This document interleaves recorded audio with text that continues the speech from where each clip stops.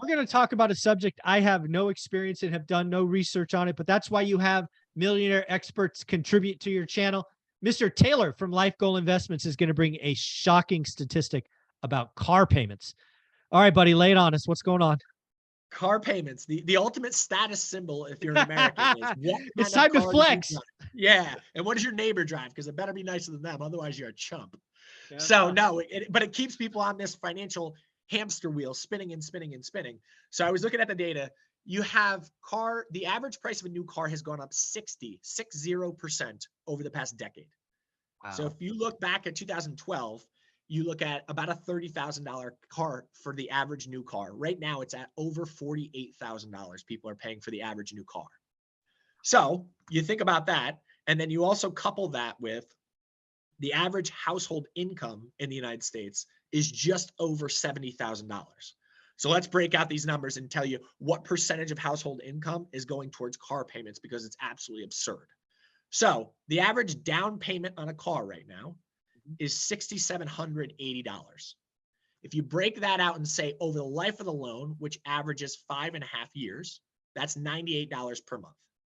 You couple that with the average monthly payment of $716, Yeah. and then the insurance cost of $168. I know that's a lot of numbers. At the end of the day, you add those three numbers together, which is the cost of buying a new car and financing it on a monthly basis. It's $982 a month. $982 a month. Now you look at it and say, oh my God, that's it's almost after taxes $1,000. money. It's after tax money, right? Correct. People say I make 100 grand a year. No, you don't. You make 77 grand a year. Now you're spending 12 grand on cars. And that's one car. Heaven forbid you have two. Correct. So let's look at this at the actual numbers on a percentage basis. So the average family, the average household, so that can be one person earner, two person earner. The average household brings home $70,100 currently in the United States per year. After taxes, that breaks out to a monthly income after tax of $4,800. So if you take 982 and divide it by 4,800, 20.5% of people's income is going towards car payment. That's for a one-car household. For a two-car household, it's almost 41% of after-tax dollars going to your vehicle payment. Wow, 20%. I don't know if you have this data, but I'm going to ask anyway. That seems to me to be ridiculously high and above trend. But again, as I admitted at the open, I've never looked at this data. Have we always been spending roughly 20%, or is it just recently we've gone status conscious? No, so we've gone status conscious, but also the second thing is the meaningful increase in prices of cars. So again, if you go up 60% over a 10-year decade, 10-year decade, they're all 10 years. 10-year decade, really? Are there 12-year decades? That's a does decade, yeah. Nice, nicely done. Yeah, exactly.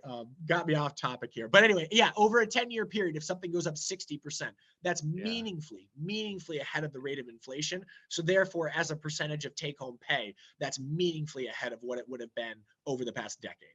And some of this is COVID supply chain driven, because there was a more hyperbolic increase over the past 3 years. But nonetheless, the trend was moving upwards in a big direction over the past decade as a whole. Any chance we get new car deflation? Because I think a lot of that decade had to be interest rate, just like a lot of this stuff is interest rate driven, right? I believe a decade ago rates were higher. They're probably in the 6 or 7 for cars. Don't know, but I'm guessing.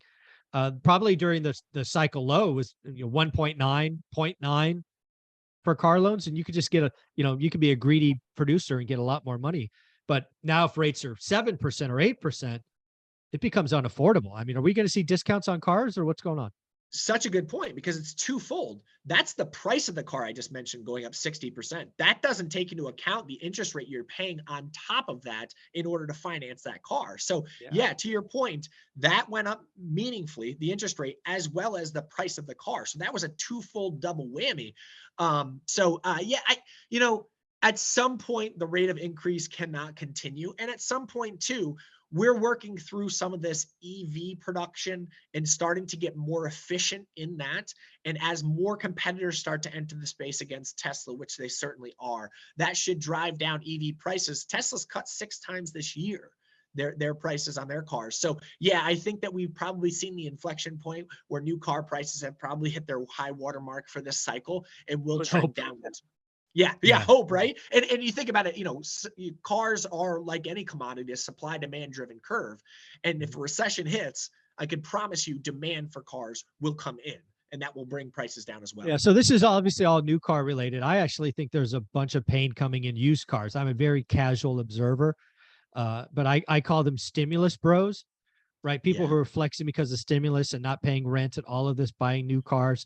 Even the big crypto bros and all these other folks buying Lamborghinis and luxury vehicles and those Lamborghini SUVs and all these things. I think there's a lot of pain, a lot of defaults, a lot of repossessions coming in the used car market, especially luxury used cars. I don't know how to track that. I don't really look for it. It's just a gut feeling. But there's a lot of fake success out there that I think is going to come due. Yeah, well, think about this too. What is going to happen later on this year is we're going to have a re-engagement of student loan payments. Yeah. And so 43 million Americans on average, so 43 million Americans have student loan payments that will restart after 3 years of not being paid. And the average loan payment per month is $393 a month. So there is, I mean, now granted that you'd say there's your car payment, and you would say, well, actually, car payments It's half are a car lot higher payment. because of ridiculous prices these days. But historically, that's been a car payment. And if you're being logical about how you're purchasing and trying to be frugal with your car, again, when you get in your car, realistically, Michael, when you get in your car for a month, someone might say to you, that's a nice car. And for a month, you may sit in your car and be like, dang, this is a nice car. After a month, that's a transportation mechanism exclusively. You get in, you start it up, I get my girls settled in the back, maybe the dog's there. I'm not paying attention to what the leather feels like as I sit in it or how fast I go 0 to 60. That's the last thing I'm doing. I'm trying to keep the girls calm in the back seat and stop throwing their food all over the place. That's Oh, the I remember reality of those it. days. I remember those days. You should see, we have a Suburban, Michael. And I'm like a tidy car person. You can't. You There's can't cheese win. doodles everywhere. There's this, fruit snacks are stuck, melted fast to the walls. It's ridiculous. Yeah. Oh, Taylor, the life of a dad. There you go. Yep. Taylor, That's it's so it. much fun. I see a rant in your upcoming video about about the back. You're going to be the back of your Suburban doing a rant. Look at this craziness. There's chocolate everywhere. Taylor, where can people find you? Yeah, follow us at Life Goal Investments on both Instagram and in TikTok. I appreciate you, Michael. Thank you, buddy.